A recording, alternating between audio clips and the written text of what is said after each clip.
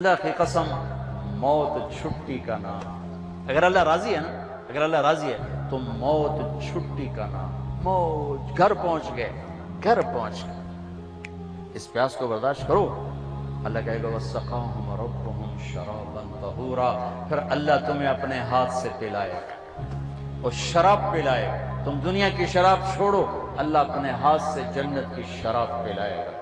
تم دنیا میں پاک دامن بن کے رہو، اللہ جنت کی حسین ترین نیک خوبصورت لڑکیوں سے تمہارا نکاح کرے گا، جو مٹی سے نہیں بنی، مشک، عنبر، زعفران اور کافور سے بنی.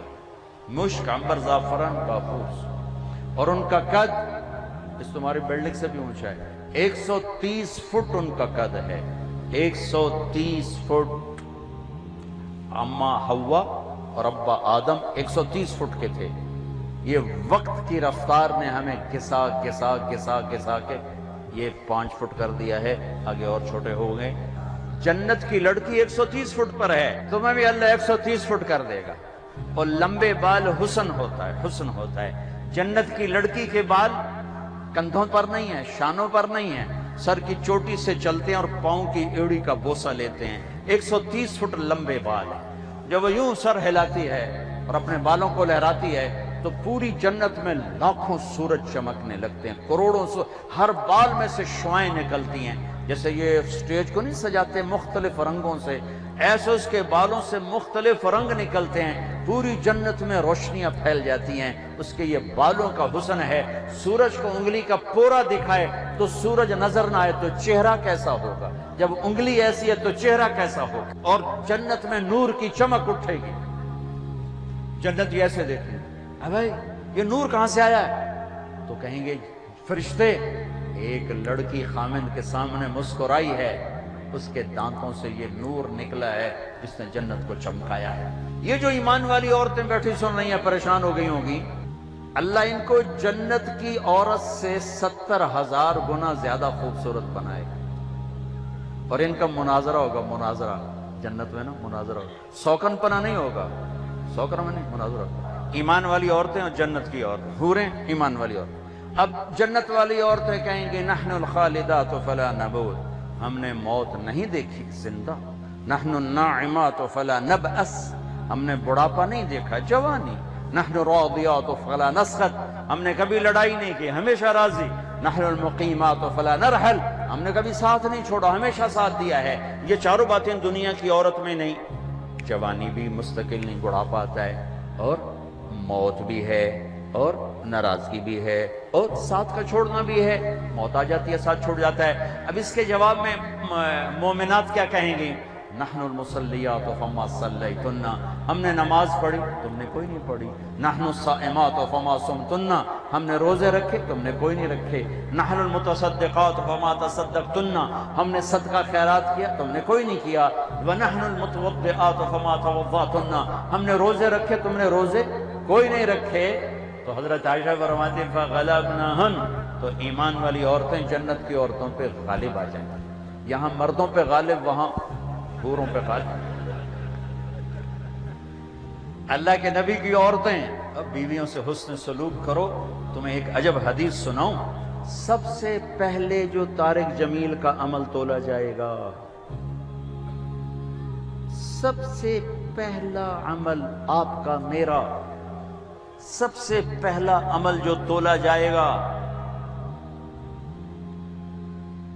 نماز روزہ نہیں، حج نہیں، زکوٰۃ نہیں، تبلیغ نہیں، جہاد نہیں، علم نہیں، تہجد نہیں. تو کیا؟ سب سے پہلے آپ کا اپنی بیوی سے سلوک تولا جائے گا.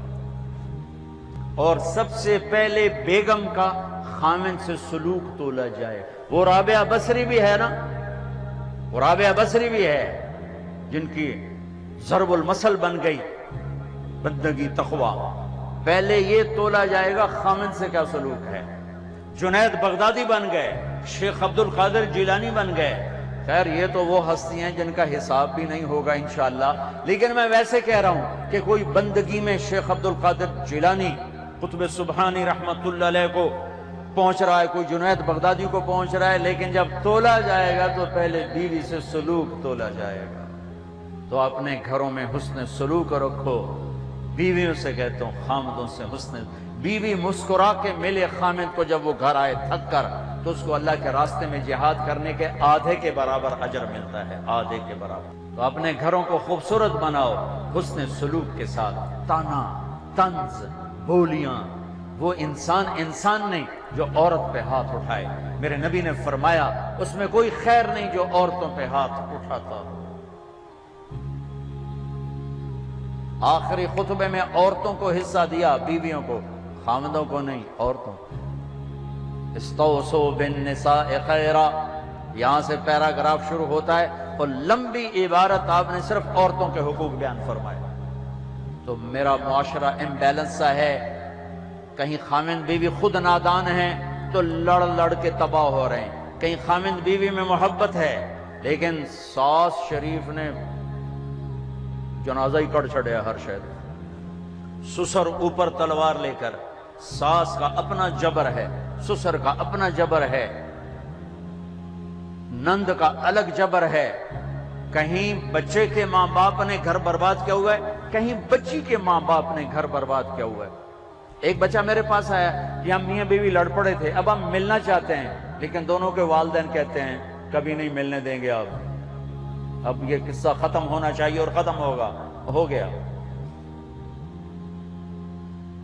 یہ جبر، یہ ظلم، چونکہ ہمارا جوائنٹ فیملی سسٹم ہے، میں ہاتھ جوڑتا ہوں، میں کسی رشتے کو اچھالنا نہیں چاہ رہا، لیکن جو گھروں میں ہو رہا ہے میں بتا رہا ہوں۔ کہیں خامند نادان ہے، بیوی کے ساتھ بدتمیز ہے، کہیں بیوی نادان ہے، خامند کے ساتھ بدتمیز ہے، کہیں دونوں بہت اچھے ہیں لیکن خامند کے ماں باپ کا ظلم ہے، کہیں بچی کے ماں باپ کا ظلم ہے، کہیں بہن بھائیوں کا ظلم ہے۔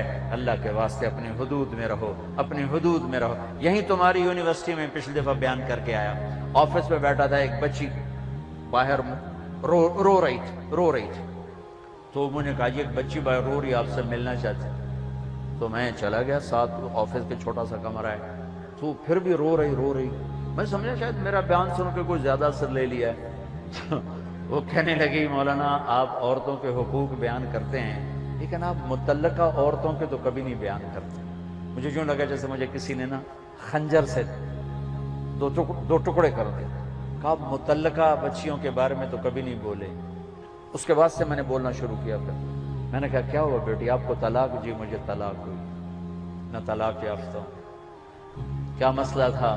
کہا میرا خامند بہت اچھا تھا، ہم دونوں میاں بیوی میں بہت محبت تھی، بس میرا سسر کہتا اوے مینو چنگی نہیں لگ دی انہوں طلاق دے، اوے مینو چنگی نہیں لگ دی انہوں طلاق دے۔ تو 1 سال تک تو میرے خامند نے پریشر برداشت کیا، پھر اس نے کہا میں بہت مجبور ہوں، ماں باپ کا پریشر ہے، اور مجھے طلاق دے کے گھر بٹھا دیا۔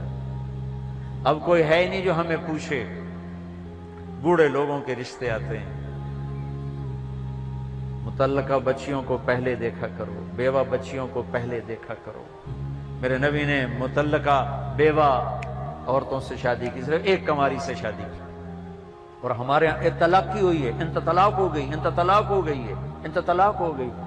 99% ظلم لڑکے والوں کی طرف سے ہوتا ہے، 1% لڑکی کا ہوتا ہے نادانی، لیکن اکثر لڑکوں کا ظلم ہوتا ہے۔ وہ رشتے تلاش کرو جو بچیاں بیٹھی ہوئی ہیں، کہیں بچیوں کی شادیاں ہو گئی ہیں، بچہ ساتھ لے کر گئی ہیں، یا نوجوان چھوٹے بچوں کے ساتھ بیوی فوت ہو جاتی ہے تو وہ دوسری شادی کرتا ہے، تو نئی ماں آتی ہے، تو سوتیلے پن کے جو ظلم سنے ہیں اس نے بھی دل کو پارا پار کر کے رکھ دیا ہے۔ سوتیلے یتیم جب روتا ہے نا، جب یتیم روتا ہے تو اللہ کا عرش کانپ اٹھتا ہے، اللہ کا عرش کانپ اٹھتا ہے، اور اللہ تعالیٰ فرماتا ہے کس نے یتیم کو رلایا، کون ہے اس کے آنسو پوچھے اور میری رحمت کی چھاؤں میں آ جائے۔ جہاں کہیں باپ سوتیلا ہے، کہیں ماں سوتیلی ہے، اللہ کا واسطہ دیتا ہوں اللہ کی رحمت کی چھاؤں میں آ جاؤ، سوتیلی اولاد سے حسن سلوک کر کے، متعلقہ بچیوں کو پوچھو۔ اس کے بعد پھر میں نے یہ حدیث میں نے پڑھی تھی، بیان نہیں کرتا تھا، بھول گیا تھا۔ میرے نبی نے فرمایا تمہیں سب سے اعلیٰ درجے کا صدقہ بتاؤں، سب سے اعلیٰ درجے کا صدقہ بتاؤں؟ سب سے اعلیٰ درجے کا صدقہ جی کیا؟ کہ جس کی بیٹی کو طلاق ہو گئی اور وہ گھر آ کے بیٹھ گئی، اس پہ خرچ کرنا سب سے اعلیٰ درجے کا صدقہ ہے۔ اللہ ایمان والی عورتوں کو جنت کی عورتوں پر بھی غالب کرے گا۔ یہ خوبصورت زندگی ہے، اور ایک چھوٹا سا کام سارے کر لو، بہت بڑا مجموعہ ماشاءاللہ، احباب جمع ہے میر، حال دل کہہ لے، ہاں پھر التفات دلے دوستاں رہے نہ رہے۔ میں آپ سب نوجوانوں سے ایک مطالبہ کرتا ہوں، آج بیٹھے بیٹھے توبہ کر، توبہ کر۔ اللہ کی قسم، اللہ کی قسم، آپ کہو گے نا یا اللہ میری توبہ، آپ ایسے نکلو گے گناہوں سے جیسے مکھن سے بال نکلتا، اور یوں پاک ہو جاؤ گے جیسے ماں کے پیٹ سے آج نکلے ہو۔ اللہ کو معاف کرنا اتنا اچھا لگتا ہے۔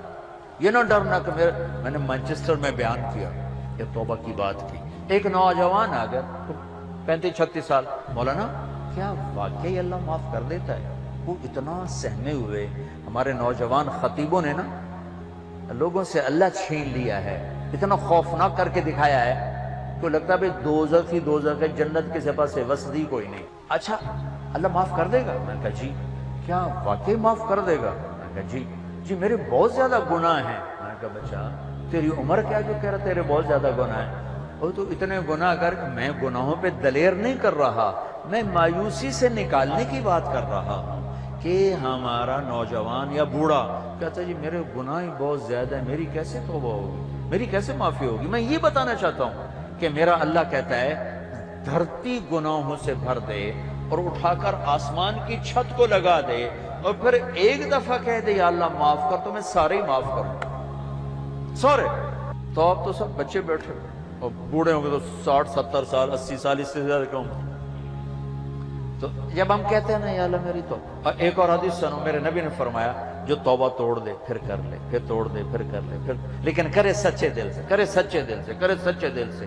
اگر دن میں 70 دفعہ بھی اس کی توبہ ٹوٹی اور اس نے ہر دفعہ کر لی سچے دل سے، تو اللہ کا محبوب ہی رہے گا، مجرم نہیں بنے گا۔